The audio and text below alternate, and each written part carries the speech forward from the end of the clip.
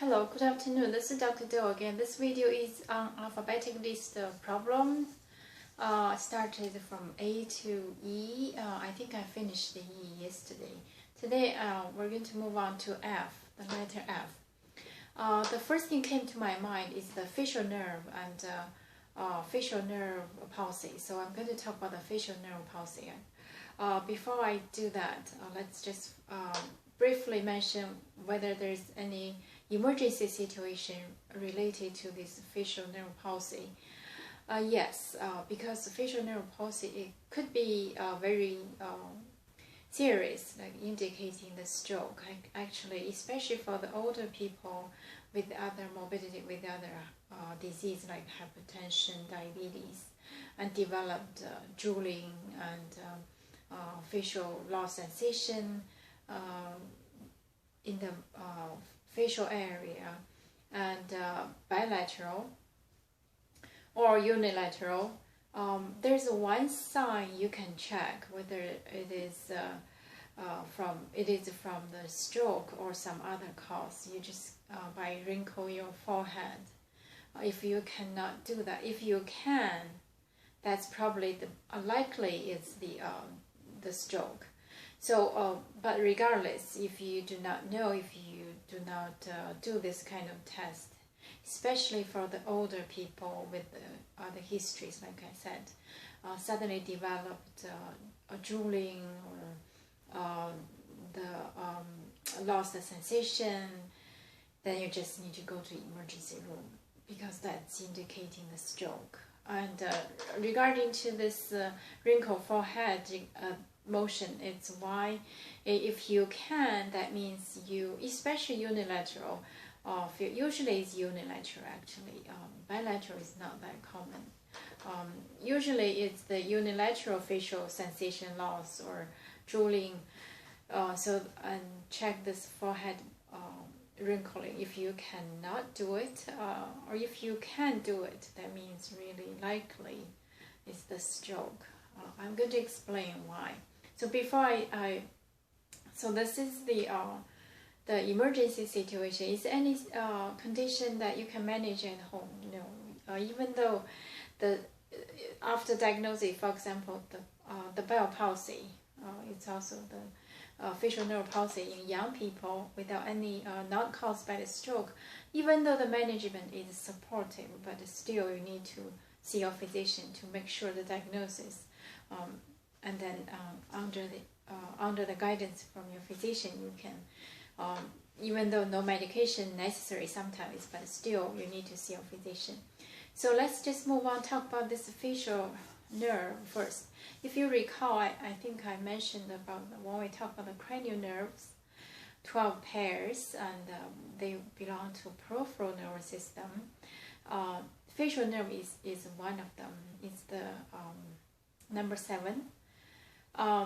When we talk about the cranial nerves, usually talk about either their motor, which is responsible for the muscle movement, or is sensational, which is only responsible for the sense. For example, the olfactory or optic nerve, olfactory nerve, or the cochlear nerve. So these are the nerves only responsible for the sensations, which is sensational, and there's some nerves only responsible for the motor movement. For example, number 11, you shrug your shoulder. Trapezius is the only nerve muscle that number 11, the accessory nerve to innervate. So that's the pure motor, and that's or number 12, the hypoglossal, which means only responsible for the tongue stick out.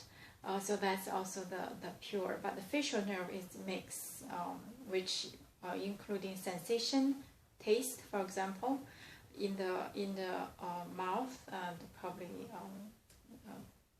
the anterior 2/3, the posterior 1/3, which will be the number 9. Okay, cranial nerve, nasoglossal, yes, nasoglossal. So this is the facial nerve. Just briefly talk about the cranial nerves. So facial nerve is a mixed, which is sensational and movement.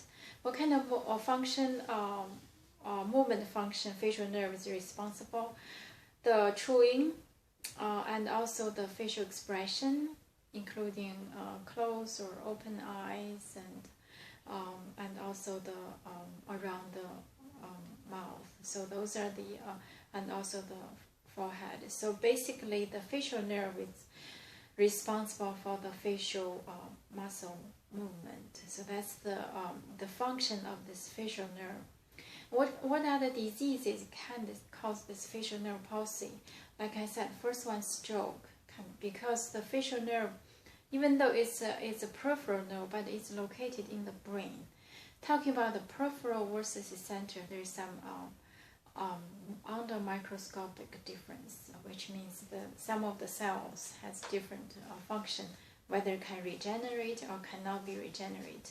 Peripheral nerve can be regenerated after the minor injury.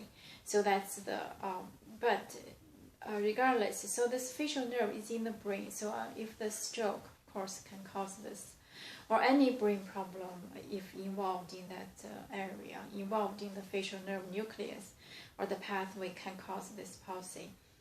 And there's the other causes is after viral infection cause the facial nerve palsy, which is, there's a special name dedicated to it called Bell palsy, or autoimmune cause, or or unclear idiopathic. So this Bell palsy can occur in young people without history of diabetes, without history of hypertension, but this is just after the viral infection developed drooling, also the eye cannot close or feel lost sensation.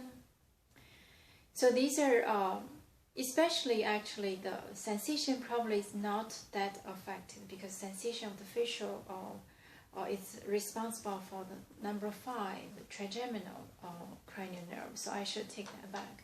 If you develop the drooling and also cannot move, the labial-nasal groove here becomes shallowed and lost, cannot move the muscle, cannot chew well, or cannot open or close your eyes, cannot wrinkle your forehead. So these are the tests of the facial nerve.